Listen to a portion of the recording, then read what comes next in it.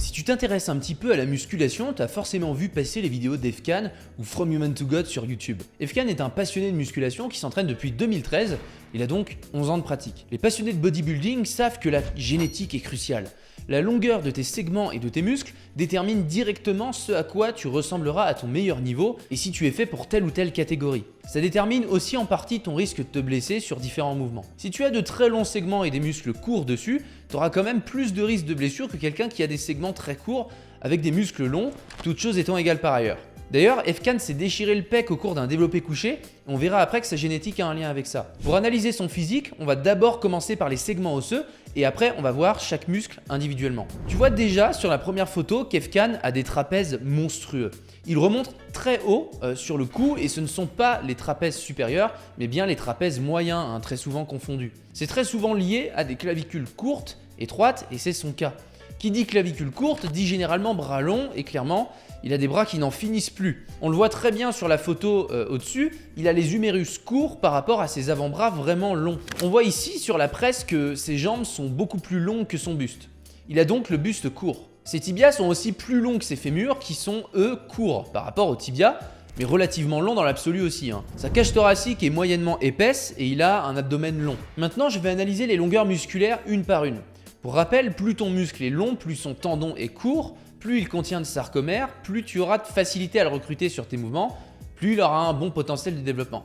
A l'inverse, un muscle qui est court a un tendon long, contient moins de sarcomères, tu auras des difficultés à le ressentir et à le contracter, il aura un moins bon potentiel de développement. Les muscles longs sont généralement ceux qu'on n'a aucune difficulté à développer presque en faisant n'importe quel exercice, du moment qu'on s'entraîne correctement. Les muscles courts sont nos points faibles qui nécessitent de bien sélectionner nos exercices et travailler plus dessus pour pas avoir un physique déséquilibré. On voit tout de suite qu'Efkan a des pectoraux courts, c'est très souvent le cas chez les personnes qui ont des clavicules étroites, mais pas toujours. Ça lui donne un bon pic, mais ils prennent pas une place énorme sur le thorax et auront toujours un potentiel de développement plus limité que quelqu'un qui a des clavicules larges, une grosse cage et des pecs longs comme Nassim par exemple. Ses trapèzes sont vraiment longs, un gros point fort chez lui car c'est ce qu'on voit en premier. Avoir des bras longs augmente la surface sur laquelle il faut mettre du muscle par rapport à quelqu'un qui a les bras courts. Il y a donc sans surprise les biceps courts. La nature est bien faite, on a généralement un brachioradial long quand le biceps est court pour compenser et c'est son cas. Son grand droit de l'abdomen est long. Ses deltoïdes sont aussi un beau point fort, les trois faisceaux étant relativement longs.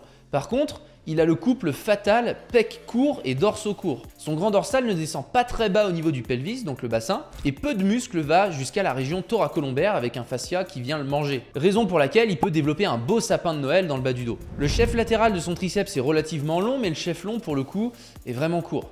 Quant au chef médial, on le voit à peine sortir sous le chef long, il reste donc court. Ses quadriceps sont courts, surtout le vaste latéral. Ses ischio-jambiers aussi.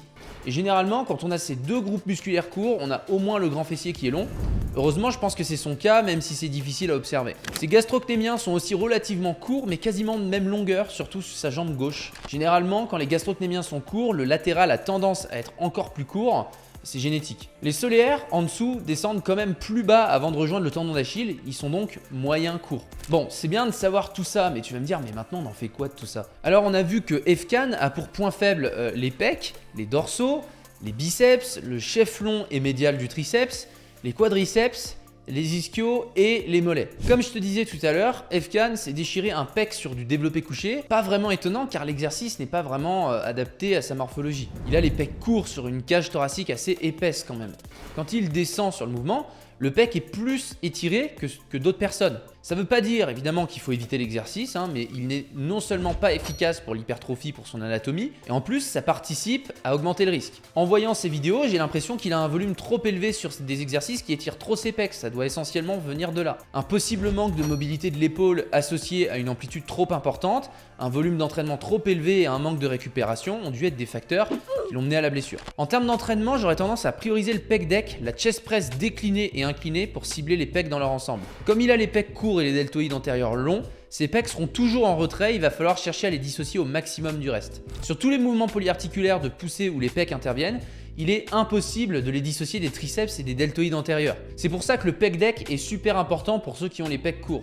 Il devrait être fait en début de séance. Idéalement, il faut avancer ses fesses sur l'assise, sur la machine afin de te décliner artificiellement. En gros, ça réduit l'angle entre ton bras et le tronc et donc tu fais moins intervenir le deltoïde. Il faut faire attention à garder les coudes bien hauts pendant tout l'exercice pour se concentrer sur l'adduction horizontale de l'épaule, donc l'action du grand pectoral. Sur cet exercice, le grand pec a un très bon bras de levier sur toute l'amplitude. Le deltoïde antérieur a juste légèrement tendance à prendre le dessus quand les bras sont rapprochés devant, donc c'est pas obligé d'aller jusqu'au bout. Et on se concentre vraiment sur toute l'amplitude d'étirement. Après ça, je ferai de la chest press déclinée pour cibler au max le chef sternal et abdominal en limitant l'intervention du deltoïde qui prend le dessus chez lui. Pareil, coude assez haut avec une prise assez large pour se concentrer sur les pecs et pas sur les triceps. Pour les dorsaux, heureusement qu'il a aussi les biceps courts, sinon ils auraient pris encore plus et ça aurait été plus compliqué. Je lui conseillerais de se concentrer sur du tirage prise large en pronation à la poulie haute pour cibler la partie lombopelvienne du grand dorsal. Le grand dorsal a son meilleur bras de levier dans le plan frontal entre 65 et 75 degrés d'adduction des épaules. On sait aussi qu'au-delà de 120 degrés d'abduction et de flexion des épaules, il n'a plus du tout un bon bras de levier. Donc honnêtement, inutile de tendre les coudes en bas du mouvement sur le tirage vertical si le but est de cibler le grand dorsal. Je ferai aussi du rowing assis, prise neutre avec le buste bloqué sur une machine pour la portion thoracique. Pour ses biceps, du preacher curl et des curls sur machine, en supination bien sûr. Ce sont deux exercices excellents pour cibler particulièrement le biceps sans que le brachial et le brachioradial ne prennent trop le relais. Pour le chef long du triceps, je ferai des extensions classiques debout à la poulie, et aussi des extensions en overhead couché sur un banc. Contrairement à ce qu'on peut voir partout, le chef long n'est pas du tout bien travaillé lorsque le bras est au-dessus de la tête, sauf quand on est couché.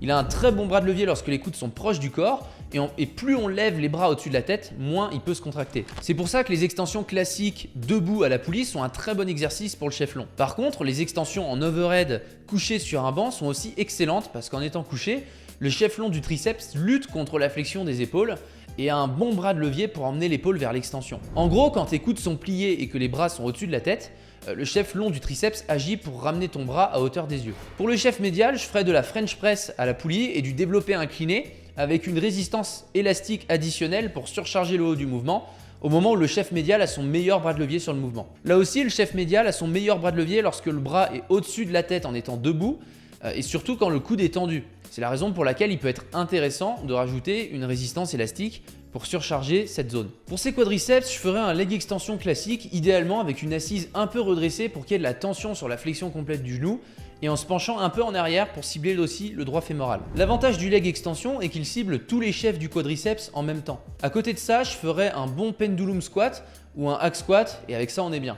Pour les ischios, je ferai du leg curl assis, un incontournable qui cible les 4 muscles en même temps, et du leg curl couché en ajoutant une résistance élastique pour cibler un peu plus le semi-tendineux. Le semi-tendineux est le seul des 4 muscles des ischio-jambiers à être actif en raccourcissement sans être en insuffisance active. Il bénéficie donc de la tension en contraction complète, raison pour laquelle ça peut être intéressant de faire du leg curl avec une résistance élastique qui rend plus difficile la partie du mouvement où le genou est complètement plié. Je lui ferai pas faire de RDL, donc de Romanian deadlift ou même de good morning, car son long fessier va compenser facilement dessus. Pour les mollets, pas de secret, des relevés de mollets sur machine debout, genoux tendus, pour cibler les gastrocnémiens et les soléaires en même temps. Et en bonus, des relevés de mollets assis pour isoler les soléaires. C'est clairement des exercices qu'Efkan devrait intégrer pour rattraper le retard sur ses points faibles anatomiques. En parallèle, je réduirai le volume sur tous ses points forts. Par définition, ils sont déjà forts, donc ils sont déjà avantagés mécaniquement, ils vont pas fondre du jour au lendemain. Si tu veux comprendre comment j'ai analysé son physique et le pourquoi derrière les exercices que je viens de te citer, je te rassure, tout a une justification.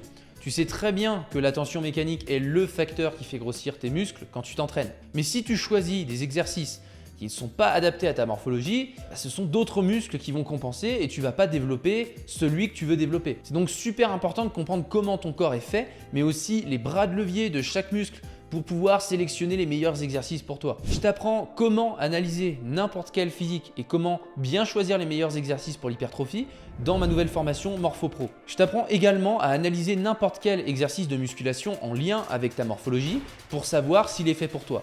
Je te livre également ce qui sont à mon avis et d'après plusieurs critères bien précis, les meilleurs exercices pour chaque muscle. Si ça t'intéresse, tu as droit à 350 € offerts pendant 2 jours.